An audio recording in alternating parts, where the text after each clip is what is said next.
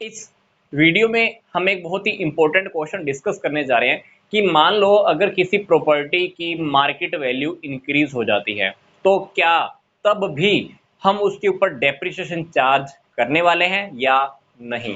For example, मान लो आपने एक प्रॉपर्टी बुक्स के अंदर दिखा रखी है 10 लाख और मार्केट वैल्यू उसकी हो गई अभी 30 लाख, तो क्या फिर भी इस प्रॉपर्टी के ऊपर हम डेप्रिसिएशन लगाएं या नहीं लगाएं।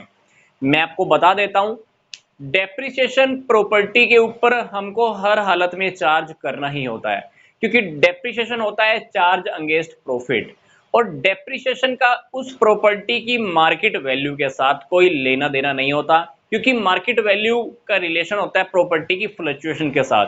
क्योंकि प्रॉपर्टीज की वैल्यू के अंदर अगर मार्केट के अंदर जाकर देखें तो मार्केट के हिसाब से उस प्रॉपर्टी की वैल्यू ऊपर नीचे होती रहती है।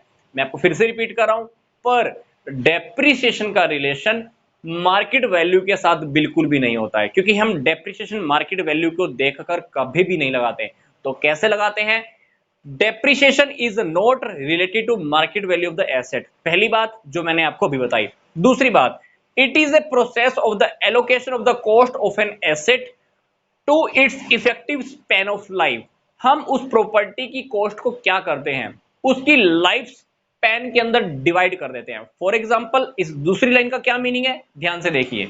मान लो आपने एक प्रॉपर्टी खरीदी 10 लाख की, आपको पता है कि ये प्रॉपर्टी 10 साल तक यूज होने वाली है, तो हमने 10 लाख की कॉस्ट को उस प्रॉपर्टी की यूजफुल लाइफ मतलब 10 साल के अंदर डिवाइड कर दिया। आप क्या करोगे, हर साल कितना डेप्रिसिएशन लगाने वाले हो, 1 लाख का आप डेप्रिसिएशन लगाने वाले हो। दूसरी लाइन का मीनिंग ध्यान से देखिए, डेप्रिसिएशन रियलिटी में एक प्रोसेस होती है जिसमें हम उस प्रॉपर्टी कॉस्ट को एलोकेट कर देते हैं, किसमें, उसकी लाइफ स्पैन के अंदर। उसकी लाइफ स्पैन से ऐसा लगा लो कि हम डिवाइड कर देते हैं और हमको ये पता चल जाता है कि हमने हर साल उस प्रॉपर्टी के ऊपर कितना डेप्रिसिएशन लगाना है। डेप्रिसिएशन लगाने की काफी सारी टेक्निक होती हैं, स्ट्रेट लाइन मेथड या रिटर्न डाउन वैल्यू मेथड। तो वो किसी भी मेथड से चाहे हमने डेप्रिसिएशन लगाना हो, डेप्रिसिएशन हम उस प्रॉपर्टी के ऊपर लगाते हैं। पर किसी भी मेथड को हम फॉलो करें डेप्रिसिएशन का, उस मेथड का लिंक, उस मेथड का रिलेशन उस प्रॉपर्टी की मार्केट वैल्यू से बिल्कुल भी नहीं होता है। क्योंकि मैं आपको फिर से रिपीट कर रहा हूं, डेप्रिसिएशन एक प्रोसेस होती है जिसके अकॉर्डिंग हम उस प्रॉपर्टी की वैल्यू को उसकी लाइफ स्पैन से चेक करके देख लेते हैं, वो प्रॉपर्टी कितने साल तक यूज होने वाली है, उसी के अकॉर्डिंग हम उसके ऊपर डेप्रिसिएशन चार्ज करते रहते हैं। तो सिंपल सी बात, सो depreciation is not a process of valuation of asset. तो डेप्रिसिएशन का लिंक प्रॉपर्टी की वैल्यूएशन से कोई नहीं होता है।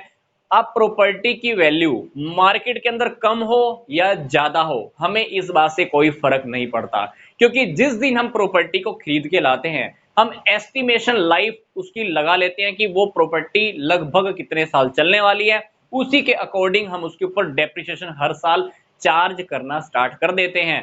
इसलिए आपको थर्ड लाइन के अंदर क्या बोला जाता है कि depreciation is not a process of valuation of asset.